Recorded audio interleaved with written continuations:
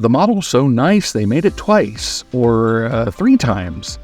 The Marx K-Line RMT Alco S2 on this episode of Toy Train Tips and Tricks. Hello again, this is Mike with another episode of Toy Train Tips and Tricks. I was recently able to acquire this new old stock K-Line Alco S2 switcher for a really great price. Though not a scale model by any stretch of the imagination, I've always liked the look of the Marx K-Line RMT switcher, and it's proportioned just right to go with undersized Marx and Lionel Scout-derived rolling stock. The Marx model 1998 S2 was available from 1955 through the 1960s in Santa Fe, Union Pacific, Allstate, and Rock Island versions. There are a number of variations, including the color, 2-unit powered and dummy sets, and some examples featuring Marx's crude but effective diesel roar sound. While lacking in detail, the Marx models are considered to be excellent runners for their era. Perhaps the most interesting feature of the Marx model is that it actually uses a standard 4-wheel Marx drive similar to that of the 70-ton diesel and small steam locomotives. The front and rear wheels are non-powered axles attached to the main drive with articulated trucks, providing the appearance of a pair of 4-wheel trucks under the diesel. In the real world, S-Series S1 and S2 switchers had begun production in 1940, and the S2 would remain in production from both Alco and under license from Montreal Locomotive Works in Canada until 1957. Similar S3 and S4 models began production in 1949, and remain in production concurrently with the older models until 1957. The S1 and S3 were 600 horsepower models that were visually distinguishable from their counterparts by having radiators that were taller than they were wide, as well as a larger smokestack with oblong bases. The S2 and S4 were 1,000 horsepower models that featured wider radiators to accommodate their more powerful prime movers. The S1 and S2 models rode on Alco's own Blount truck design, while the S3 and S4 models rode on standard AAR-type switcher trucks. Some S1 and S2 switchers had their trucks later swapped with AAR types, making true identification difficult. While the S1 through S4 series as a whole was very successful for Alco with more than 2,500 models made, the S2 was by far the most common version with more than 1,500 examples made. While most were retired from Class 1 railroad service by the mid-1970s, many of these Alco models survive today on short lines, in industrial service, and on tourist lines.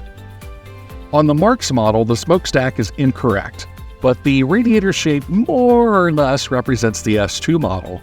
The trucks are not a great representation of the Alco Blount truck, but they're closer to the Alco design than to the AAR type. After acquiring most of the old Marx Trains tooling, K-Line began producing its version of the Alco switcher in 1989. K-Line improved the appearance of the Marx tooling by adding a full set of metal handrails on the sides and by adding an ornamental horn. The Marx stack design was kept, however, but below the walkway, the K-Line version uses a traditional 2-truck drive, both of which are powered by can motors. With both traction tires and considerable added weight, for traction these little K-Line models can pull a mighty load.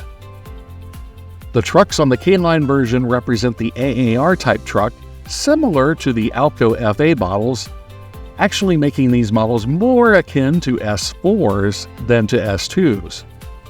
With one exception, all K-Line Alco switchers are equipped with a 3-position electronic reverse unit.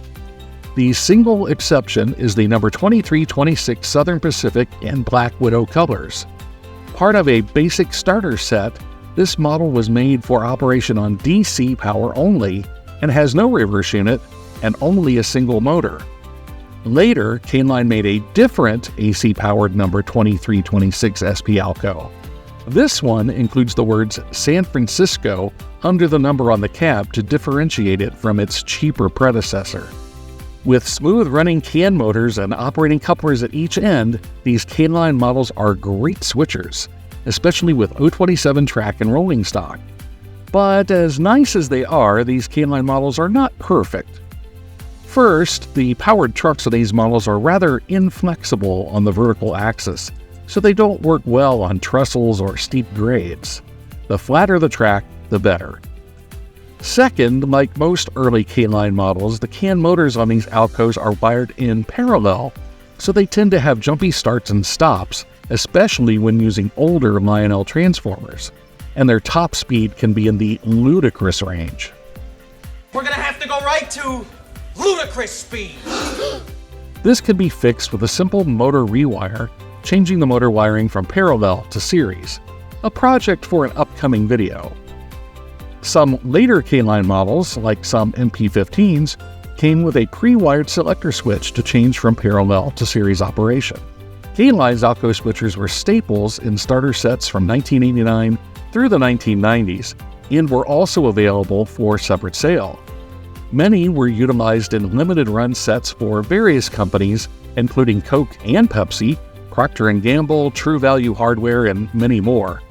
In all, more than 100 different variations of the K-Line Alco switcher were produced, more than enough to keep any collector busy for a very long time. But the story of these Alco diesels does not end with K-Line. After K-Line's absorption into Lionel, Ready-Made Trains, or RMT, acquired the tooling for these models and produced their own versions beginning in 2011, calling them Bangs. RMT added more details, including wire handrails, a new and improved pilot, and they finally changed the smokestack to a more Alco-like appearance. They retained the AAR trucks, making them more like S4s than S2s. RMT also added a flashing strobe to the cab roof, directional headlight and marker lights, and the motors on its version featured improved low-end performance. Unfortunately, these improvements also came with a higher price tag, and the RMT models of 2011 retailed for about 60% more than the K-Line versions of 1995. These Alco models are no longer offered by RMT.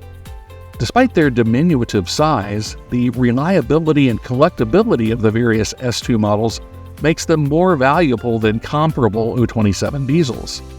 Common Marx versions in good condition can be found for $50 or so, but more desirable variations and those in excellent or better condition are often priced at $100 or more. Likewise, common K-Line versions can often be found in the $75 to $100 range, but rare and desirable versions, and of course the RMT versions, can bring $150 to $200 in excellent condition. In my case, this new old stock model, which appears to have only been test run, if ever run at all, based on the lack of wear on the wheels and rollers, set me back all of $35. I don't know how this would slip through the cracks on eBay, but every once in a while my ridiculously low bids will hold up. So, if you're looking for a great running but not necessarily scale detailed diesel for your layout, especially if you run smaller O27 equipment, keep these fine Alco models in mind. Whether an original Marx, a colorful K-Line, or a feature-packed RMT version, these models are as durable and dependable as their real-world counterparts. As always, I hope you enjoyed this video as much as I enjoyed making it, and if so, please like the video, subscribe, share, and leave a comment about your favorite Alco switcher. And remember to tell your friends and neighbors, keep the trains running, and we'll catch you next time on Toy Train Tips and Tricks.